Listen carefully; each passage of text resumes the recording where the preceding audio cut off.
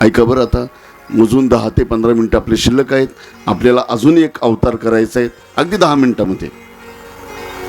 आणि मग एक दिवस मच्छिंद्रनाथ महाराज काही कामानिमित्त आश्रमाच्या बाहेर जातात आणि गोरक्षनाथाला सांगतात, संजीवनी मंत्राचा जप कर, संजीवनी मंत्राचा जप कर. आणि गोरक्षनाथ महाराज संजीवनी मंत्राचा जप चालू आहेत, तेवढ्यामध्ये अशी छोटे छोटे मुलं त्यांच्या समोर खेळतात.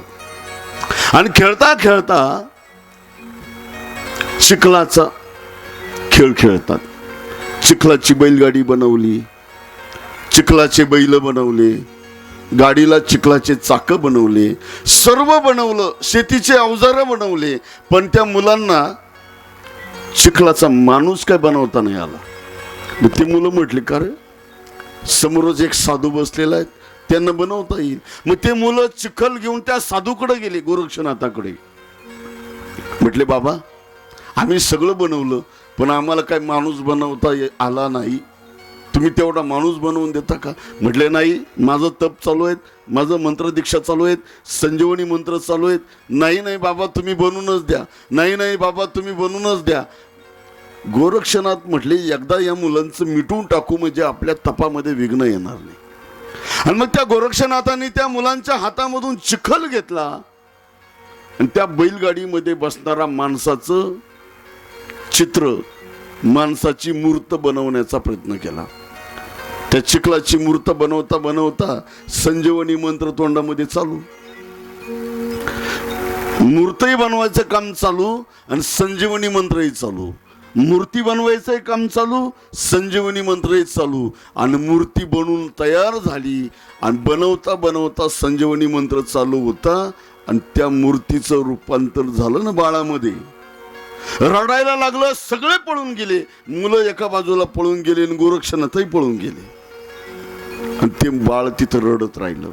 तेवढ्यामध्ये मच्छिंद्रनाथ महाराज येतात, विचार करतात, इथं बाळ कुणी आणून टाकलं, गोरक्ष कुठे आहेत, गोरक्ष कुठे आहेत. मग ते बाळ हातामध्ये घेतलं, गोरक्ष या झाडाखाली आहेत का, त्या आश्रमामध्ये आहेत का, या घरामध्ये आहेत का, गोरक्षा गोरक्षा असं इकडं तिकडं शोधू लागले. परंतु ते गोरक्ष बाळ रूपामध्ये होते, एका घरामध्ये जाऊन लपलेले होते. आणि मग तिथं शोधल्यानंतर गोरक्षाला बरोबर घेतलं. अरे गोरक्षनाथ, हे बाळ नसून हे गैनीनाथ आहेत. हे कोण आहेत? गैनीनाथ.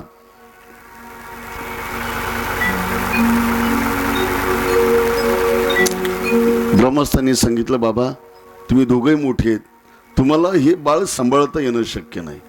तुम्ही एक काम करा, आमच्या गावामध्ये एक जोडपं आहे ज्यांना पुत्र संतती नाही, त्यांच्या ताब्यामध्ये द्या, तुम्हाला वाटलं ना मोठं झाल्यानंतर घेऊन जा. मग त्या मच्छिंद्रनाथांनी आणि गोरक्षनाथांनी त्यांना आश्वासित केलं, काळजी करू नका, भगवत भक्त आहेत. पुढे चालून या गैनीनाथाच्या माध्यमातून जगताचं कल्याण होईल असं हे बाळ आहेत. त्यांची कीर्ती गहन होणार आहेत, त्यांचं ज्ञान गहन आहेत. म्हणून त्या बाळाचं नाव ठेवलं गैनीनाथ. म्हणून अशा या गैनीनाथांचा अवतार आणि या गैनीनाथापासून आपल्या वारकरी संप्रदायाची परंपरा. वेळ असती तर सांगितलं. किती वेळ आपला? किती वाजेपर्यंत करायची?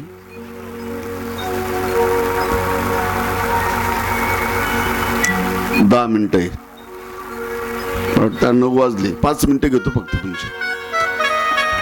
ही वारकरी संप्रदायाची परंपरा कुठून आली? ज्ञानेश्वर महाराज, तुकाराम महाराज? नाही नाही, आदिनाथ गुरु, सकळ सिद्धांचा आणि मच्छिंद्र तयाचा मुख्य शिष्य आदिनाथ गुरु, सकळ सिद्धांचा मच्छिंद्र तयाचा मुख्य शिष्य, मच्छिंद्र तयाचा मुख्य शिष्य,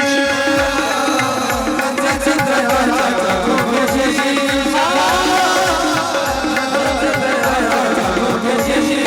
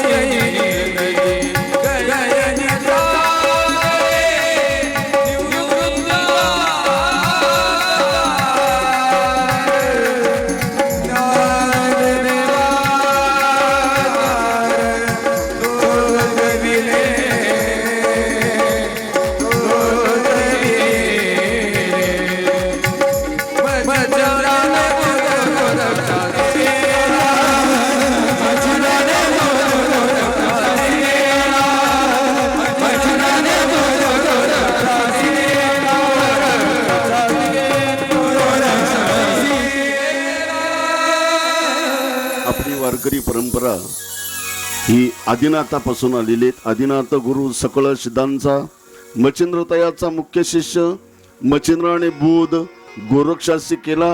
गोरक्षवळला गैनीपती इथपर्यंत आली. आणि मग गैनीनाथांनी गहिनी प्रसादे निवृत्तीदातार ज्या वेळेला हे 4 भावंड प्रदक्षिणा करत होते ना ब्रह्मगिरीची, वाघाची डरकाळी ऐकली, 4 दिशेला चौघ पळाले आणि त्याच्यामध्ये निवृत्तीनाथ महाराज एका गुफेमध्ये घुसले. तिथे गैनीनाथ महाराज ध्यानस्थ होते. गैनीनाथाने विचार केला आज आपल्याला योग्य शिष्य प्राप्त झालेले आहेत. आणि मग गैनीनाथ महाराजांनी निवृत्तीनाथ महाराजांच्या मस्तकावरती हात ठेवला. जे मच्छिंद्रनाथाने गोरक्षाला, जे गोरक्षनाथाने गैनीनाथाला, तेच गैनीनाथ महाराज तत्वज्ञान निवृत्तीनाथांना देतात. तेच निवृत्तीनाथ महाराज ज्ञान गुड गम्य ज्ञानदेवा लाधली आणि निवृत्तीने दिदली माझे हाती. निवृत्तीनाथ महाराज तेच तत्वज्ञान ज्ञानेश्वर महाराजांना देतात. आणि ज्ञानेश्वर महाराज ते तत्वज्ञान वैयक्तिक एका शिष्याला न देतात प्रगट गुह्य बोली विश्व ब्रह्माची केली. राम जनार्दनी चरणी मस्तक ठेविले. म्हणून एक गुरु एक शिष्य चालत आलेली परंपरा माऊलींनी मोडकळी सांडून हे सगळं तत्वज्ञान वारकरी संप्रदायाकरता खुलं केलं. ही नाथ परंपरा आपल्या वारकरी संप्रदायाची याच नवनाथांपासून चालत आलेली आहे. म्हणून अशी ही नाथ परंपरेचं चिंतन गेली 2 दिवसापासून आपण या ठिकाणी करतो. आपल्या गावाचं भाग्य उदयाला आलं. आमचे परमार्थ श्री नानासाहेब सानप, आमचे सौरभ महाराज, हे तरुण मंडळ, सर्व ग्रामस्थ, या ग्रामस्थांच्या वतीने ही नवनाथ कथा आयोजित केली. जे तत्वज्ञान आपल्या जीवनामध्ये योग्य आहेत, आपल्या जीवनामध्ये उपयोगाचं आहेत, ते तत्वज्ञान आपल्या जीवनामध्ये करणीय आहेत, ते घेऊन जा. जे चुकीचं असेल ते टाकून द्या. पुनश्च एकदा या आयोजकाचे धन्यवाद मानून आपल्या सेवेला पूर्णविराम देतो. या ठिकाणी आरतीचं नियोजन होईपर्यंत आपण सर्वांनी 1 मिनिटाचं भजन करायचं आहे.